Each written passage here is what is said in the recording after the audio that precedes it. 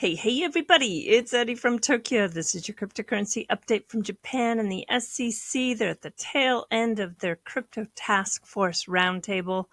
Yeah, Commissioner Hester Peirce, she is leading this big group to develop new rules and guidance. Well, they talked a lot about the Howey test, and then in the latter part, they're talking a lot about how the ransomware and the use of crypto for these countries like North Korea are coming up with topics and getting, I think, much more heated than the earlier discussions.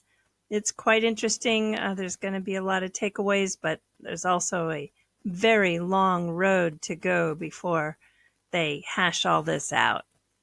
Look at this in economic news, a shocker coming from the UAE, the United Arab Emirates, committing to a 10-year, 1.4 trillion, that's with a T, investment in the U.S. economy.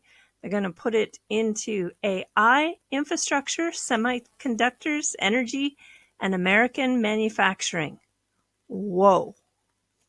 I don't know how long you've been in the XRP community, but just to give a little bit of a backstory to what I want to talk about, we have to go back to 2021 when Jimmy Valley presented a scheme to have the feds buy back the digital asset XRP from holders.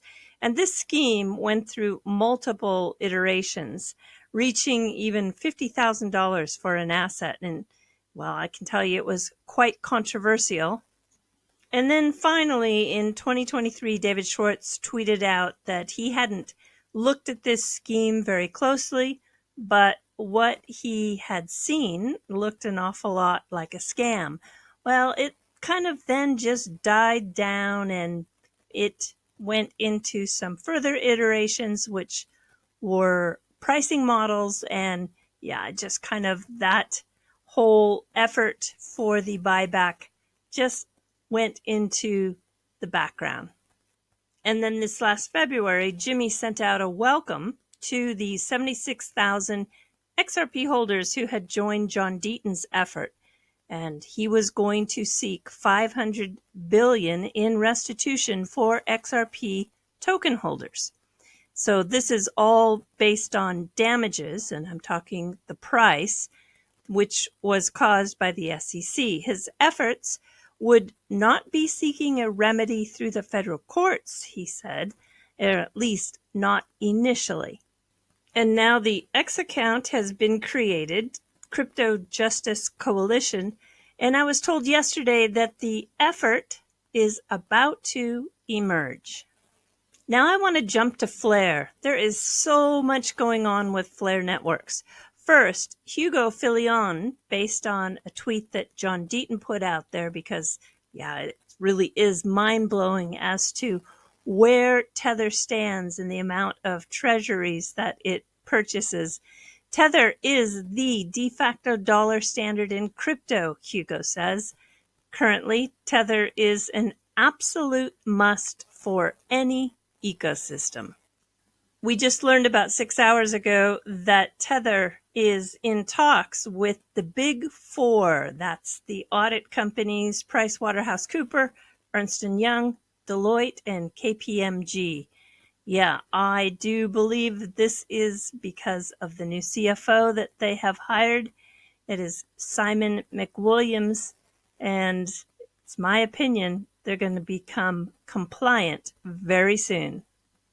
And at the same time that story broke, Flare's 2.0 Vision Deep Dive was in a live space. It's a little over an hour long, but I want to share with you two takeaways that really hit me. Hugo says that the types of financial products that are currently in existence are kind of child's play. Yeah, he thinks that they have little interest, and he's talking about the institutional investors. Once you have Flare Network's compute layer with these vast amounts of data, things become truly interesting to those institutional investors. So I think he's got some big plans in mind. Are you running a corrupt AI agent with Flare networks, the code will soon be verifiable in a trustless manner.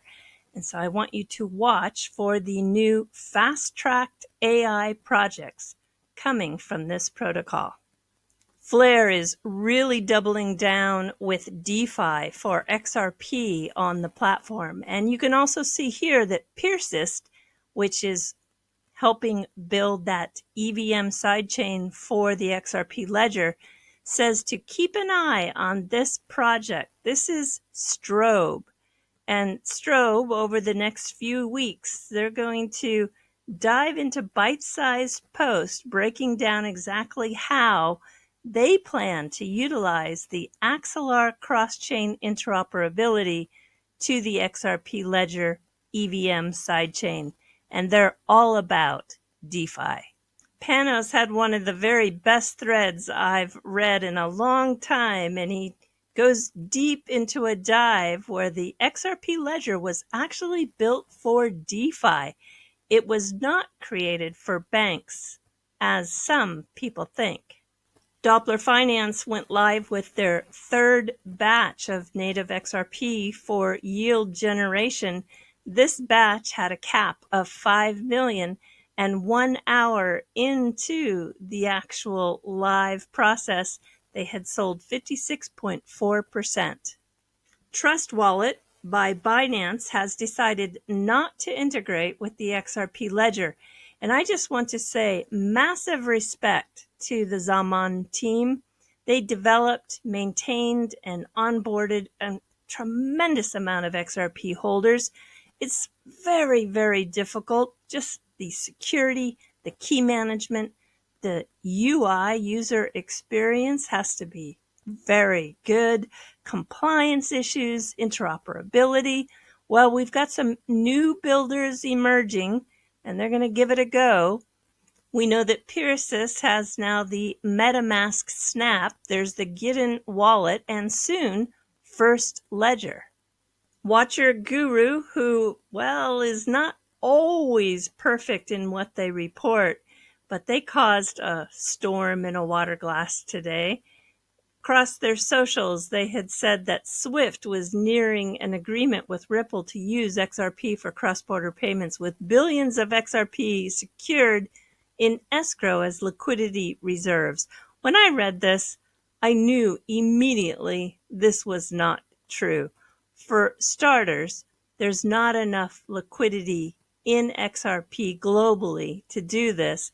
With the onslaught of stablecoins, that liquidity is going to decrease, not increase. And also, you can't tap into the escrow reserves because it's locked in a cryptographic escrow that is just untouchable. So, yes, I guess maybe put on your critical thinking cap when you see these things and just put a little common sense to it. It's too bad, but you do have to double, triple check everything you see in this space. And the consolidation that Brad Garlinghouse spoke of in the Bloomberg interview is happening. Coinbase is acquiring Deribit, and it is looking to be a $4 billion deal. This is a derivatives platform, and crypto futures are really exploding in popularity. So, yes, do look for more of these kinds of acquisitions, and I think you're going to see a lot from Ripple in the coming months. All right, everybody, do take care. Sayonara for now. Bye-bye.